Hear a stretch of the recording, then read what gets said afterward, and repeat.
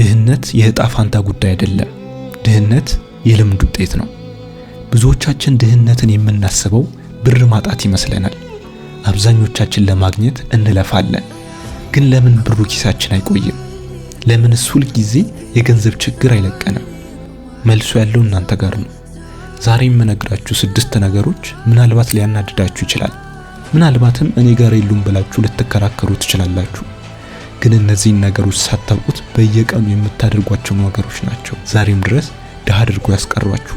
አንድ እውነት የምነግራችሁ እነዚህን 6 ነገሮች ከተረዳችሁት በኋላ አትጠራጠሩ፣ የምትፈልጉትን ህይወት ለመኖር ቅርብ ላይ ናችሁ ማለት ነው። አንደኛው የደሞዝ ወጥመድ ነው። ደሞዝ መጥፎ ነው እያልኩ አይደለም። ነገር ግን አብዛኛው ሰው ደሞዝን እንደ መዳረሻ ነው የሚያየው። ደሞዝ ግን መነሻ ብቻ መሆን ነበረበት። ታዋቂው ባለሀብት ሮበርት ኪዮሳኪ እንዲህ ይላል፣ ደሞዝ ማለት ህልምህን ረስተ ለሌላ ሰው ህልም እንድትሰራ የሚሰጥ ጉቦ ነው ይለናል። ለምንድን ነው ደሞዝ ወጥመድ የሚሆነው? አንድ ህፃን ዝሆን በሰንሰለት ታስሮ ካደገ ትልቅና ግዙፍ ሆኖ እንኳን ያንን ሰንሰለት ለመበጠስ አይሞክርም። ምክንያቱም አእምሮ መታሰርን እንደ ደህንነት ስለቆጠረው። ደሞዝም ልክ እንደዚህ ነው። በየወሩ 30 ቀን የምትመጣው ቋሚ ብር አእምሮህን ታደነዝዟለች። የሚበላ ነገር አለ ብሎ ስለሚያስብ ሰርቫይቫል ሙድ ውስጥ ይገባል። አዳዲስ የገቢ ምንጮችን የመፍጠር አቅሙን ያቆማል። ይህች ሴፍቲኔት ወይም ደህንነት ትልቁን አደጋ እንድትፈራ ታደርጋለች። ትልቁ አደጋ ግን ምንም አደጋ ለመውሰድ ነው።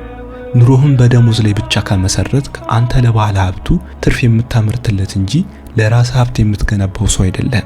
ስለዚህ ደሞዝን እንደ ነዳጅ ተጠቀምበት እንጂ እንደ መኪናው መድረሻ አታድርገው። ሁለተኛ፣ ማህበራዊ ጫና። ሰው ማህበራዊ ፍጡር ነው። ስለዚህ በሌሎች ዘንድ ተቀባይነት ለማግኘት ይጥራል። ድሃ የሚያደርጋችሁ ትልቁ ምክንያት ለማይወዷችሁ ሰዎች በሌላችሁ ብር ሀብታም ለመምሰል የምታደርጉት ጥረት ነው። ኢትዮጵያ ውስጥ ብዙ ሰው የቤት ኪራይ እየከፈለ ውድ መኪና ይነዳል። ለምን? ምክንያቱም መኪናው ሀብታም ነው የሚል የውሸት ምስክርነት ስለሚሰጠው። ነገር ግን በውስጡ ያለው ጭንቀትና ዕዳ ማንም አያየው። እውነተኛ ሀብታሞች ገንዘብ በማመንጨት አሴት ቢልዲንግ ላይ ያተኩራሉ። ድሆች ግን ገንዘብ በማሳየት ሊያቢሊቲስ ላይ ይጠመዳሉ። አስታውሱ፣ ዛሬ የምትገዛው እያንዳንዱ አስፈላጊ ዕቃ ነገ የምታገኘውን ነፃነት እየሸጥክበት መሆኑን ወቅ። የሰው ልጅ ክብር የሚያመጣው ከኪሱ ሳይሆን ከማንነቱ ከሚፈጥረው እሴት ነው። ለማንም ሰው ሀብታም መሆንህን ለማረጋገጥ አትድከም። ይልቁንም ለራስህ ለቤተሰብህ የገንዘብ ነፃነትን ለማረጋገጥ ስራ። ሶስተኛ፣ የጊዜ ኢኮኖሚክስ። ድሃ ያደረጋችሁ ሌላኛው ምክንያት ገቢያችሁ በጉልበታችሁና በሰዓታችሁ ላይ ብቻ የተመሰረተ መሆኑ ነው። አንተ በቀን መስራት የምትፈልገው ቢበዛ 24 ሰዓት ነው። ይህ ማለት ገቢ ሁል ጊዜ ገደብ አለው።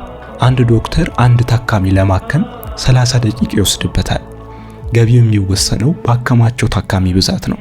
ሀብታም ለመሆን ግን ሊበዛ የሚችል ስራ መስራት አለብህ። ለምሳሌ አንድ ሶፍትዌር ዴቨሎፕ የሚያደርግ ሰው አንድ ጊዜ የሰራው ሶፍትዌር ለሚሊዮን ሰዎች ይሸጣል። እሱ ተኝቶ ቢሆንም ሲስተሙ ይሸጣል። አንተ ተኝተ ቢሆንም ብር የሚያመጣ ነገር ካልገነባ እስከ እድሜ ልክ ትደክማለህ። ጥያቄው ዛሬ ስንት ሰራ ሳይሆን ዛሬ ስንት ህይወት የሚቀይር ሲስተም ዘረጋ የሚለው ነው። ጉልበትን ሸጥ የምታገኘው ገቢ መከራ ነው። ሲስተም ዘርግተ የምታገኘው ገቢ ግን ሀብት ነው። ወደ ቴክኖሎጂ ወደ ኢንቨስትመንት ወይም ንግድ ሲስተም ካልገባ የጊዜ እስረኛ ሆነ ትቀራለህ። አራተኛ፣ የድሆች መረጃ አመጋገብ። ሰው አእምሮን የመገበውን ነው የሚተፋው። በቀን 3 ሰዓት ቲክቶክ ላይ የምታሳልፍ ከሆነ አእምሮህ የሚለምደው ፈጣን ደስታን ነው። ታታሪነትን፣ ትዕግስትን ይረሳል። ድሆች ስለ ሰዎች ያወራሉ፣ መካከለኞች ስለ ድርጊት ያወራሉ፣ ሀብታሞች ግን ስለ ሐሳቦች ያወራሉ ተብሏል።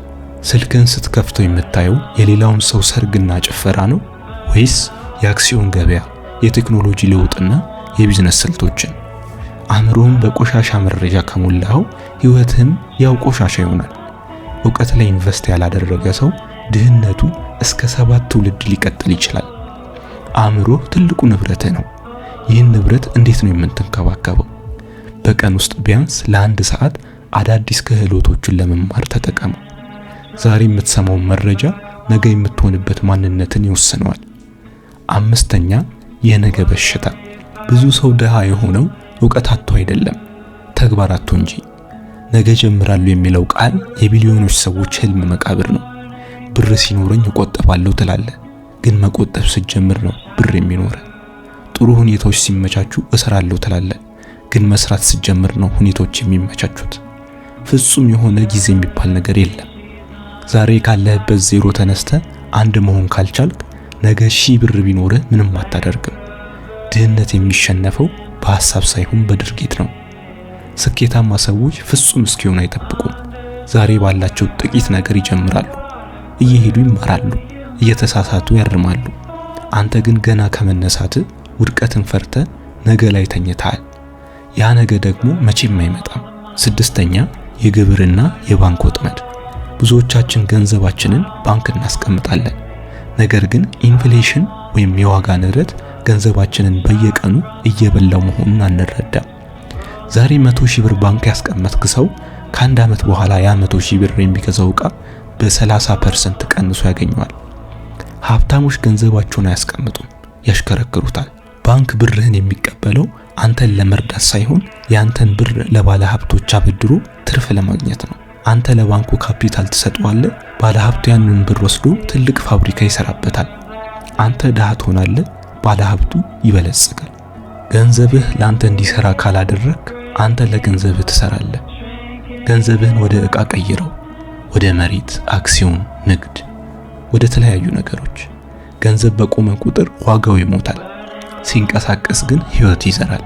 እስከዚህ ድረስ ከቆያችሁ አንድ ቦነስ ቲፕ ልጨምርላችሁ። እሱም የአምስቱ ሰዎች ህግ ይባላል።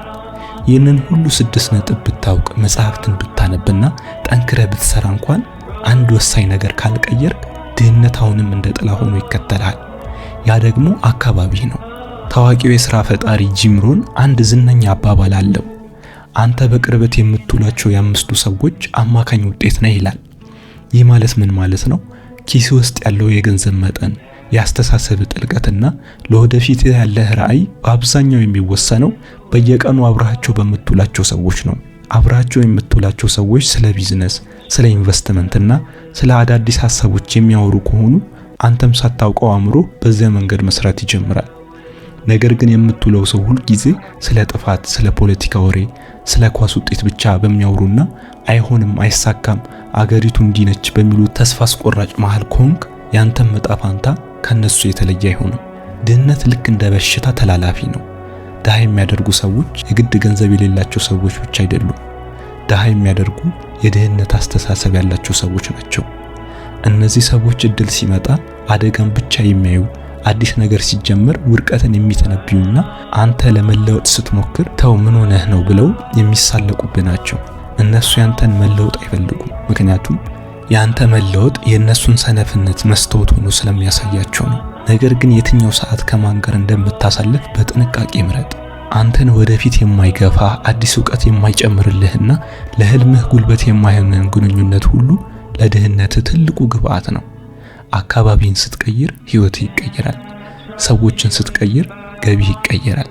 እንግዲህ ዛሬ ያየናቸው 6 ነጥቦችና ይህ የቦነስ ምክር አንድ ትልቅ እውነትን ያሳዩናል። ሀብታም መሆን በአጋጣሚ የሚከሰት ተአምር ሳይሆን በየቀኑ የምናደርጋቸው ምርጫዎች ውጤት ነው። ብዙ ሰው ገንዘብ የለኝም ይላል። እውነታው ግን ገንዘብ ማጣት ለጊዜው ያለ ችግር እንጂ ዘላቂ ድህነት አይደለም። ዘላቂ ድህነት የሚመጣው አዲስ ነገር ለመማር ዝግጁ ካልሆነ አእምሮ፣ አደጋን ከመፍራትና ነገ ጀምራለሁ ከሚል ሰነፍ አስተሳሰብ ነው። ዛሬ ይህን ቪዲዮ አይታችሁ ስትጨርሱ 2 ምርጫዎች አላችሁ። አንደኛው እንደ ቀድሞ ጥሩ ምክር ነው ብሎ ወደ ቲክቶክ እና ወደማይጠቅሙ ቪዲዮዎች መመለስ፣ ወይም ደግሞ ዛሬ ካየናቸው ስህተቶች ውስጥ ቢያንስ አንዱን ለማረም ቁርጠኛ ውሳኔ መወሰን።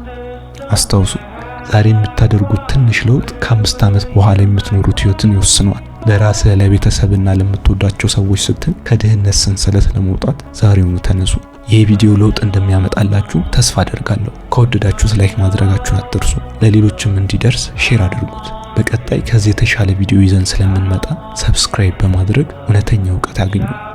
መልካም ጊዜ፣ ጥሩ ህይወት ለፍጥረታት ሁሉ እንዲሆን እንመኛለን። ከኤሊሆስ